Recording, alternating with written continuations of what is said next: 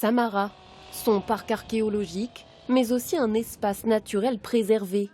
30 hectares désormais gérés avec l'aide de lycéens et d'étudiants, notamment pour entretenir cette zone humide. Avec le réchauffement climatique qui va galopant, on s'attaque à d'importants enjeux. Et ces tourbières sont des puits de carbone. Ils puisent plus de carbone que les forêts primaires.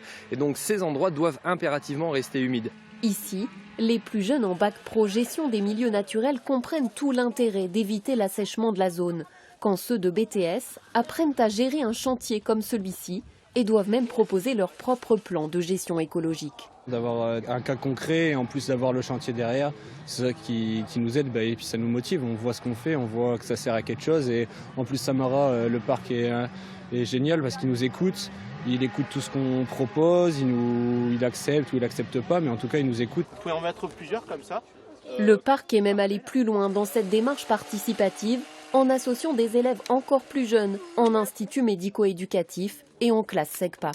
Le fait de venir ici participer à cette grande journée de plantation, ça permet de recouper plein de compétences aussi qui retravaillent à l'école.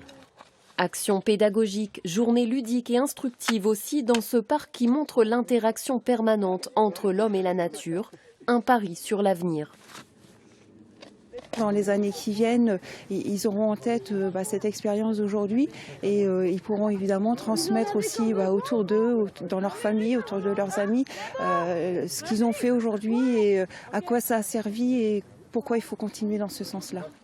Dès qu'ils auront poussé, ces boulots offriront un peu de fraîcheur aux visiteurs et puisque rien n'est fait au hasard, ils permettront aussi d'en apprendre plus sur les espèces présentes depuis des milliers d'années dans notre paysage.